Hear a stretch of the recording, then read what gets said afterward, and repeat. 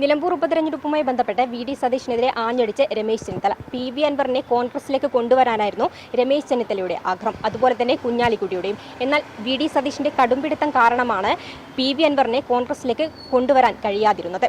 ഇപ്പോൾ നിലമ്പൂർ ഉപതെരഞ്ഞെടുപ്പിൽ പി.വി. അൻവർ ഉണ്ടായിരുന്നെങ്കിൽ 25,000-ന് മുകളിൽ ഭൂരിപക്ഷം നിലമ്പൂർ ഉപതെരഞ്ഞെടുപ്പിൽ ലഭിച്ചേനെ. കൂടുതൽ വിശദാംശങ്ങളിലേക്ക്.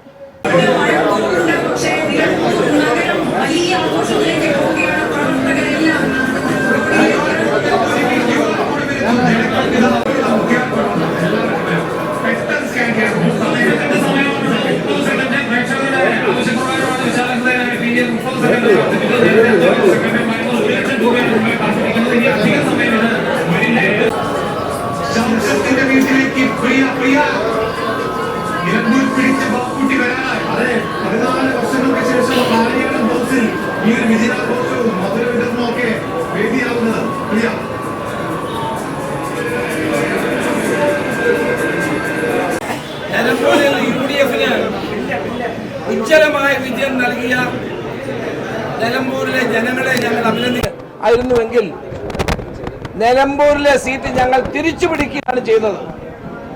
കഴിഞ്ഞ 2 തവണയും LDF വിജയിച്ച സീറ്റായിരുന്നു നിലമ്പൂർ. ആ നിലമ്പൂർ സീറ്റാണ് ആര്യാട് ഷൗക്കത്ത് UDFന് വേണ്ടി തിരിച്ചു പിടിച്ചിട്ടുള്ളത്. ഇത് ശക്തമായ ഭരണവിരുദ്ധ വികാരം നിലമ്പൂരിൽ തുടക്കം മുതൽ തന്നെ ഞങ്ങൾക്ക് ബോധ്യമായ ഒരു കാര്യമാണ്. കേവലം ഒരു കാവൽ മന്ത്രിസഭയായി മാറിയിരിക്കുന്നു എന്നുള്ളതാണ് സത്യം. ജനങ്ങൾ ഈ ഗവൺമെന്റിനെ പരിപൂർണമായി തിരസ്കരിച്ചിരിക്കുകയാണ്. ഇത് 2026 നിയമസഭാ തെരഞ്ഞെടുപ്പിന് മുന്നോടിയായി നടന്ന തെരഞ്ഞെടുപ്പാണ്.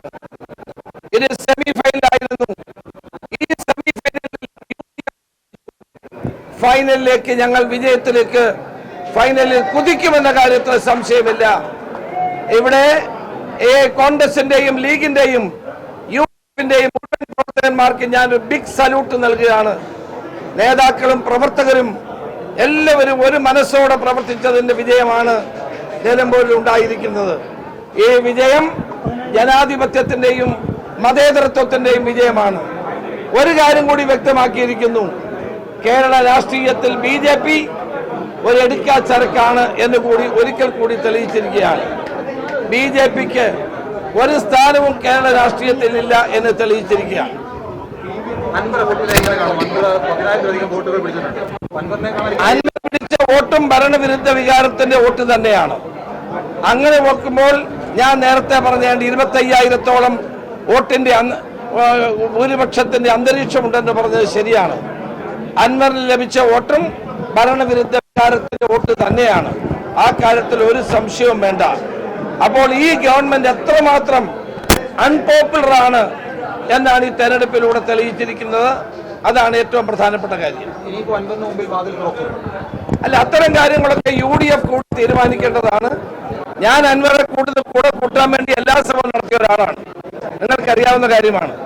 കുഞ്ഞാലിക്കുട്ടിയും ഞാനും അതിനുവേണ്ടി അവസാനം വരെ KPCC പ്രസിഡന്റും പ്രതിപക്ഷ നേതാവുമായി അവരുമായി സംസാരിച്ച് അതിന്റെ ശ്രമം നടത്തിയ ആളാണ്. കാരണം UDF എല്ലാ കാലത്തും CPM-നെതിരെ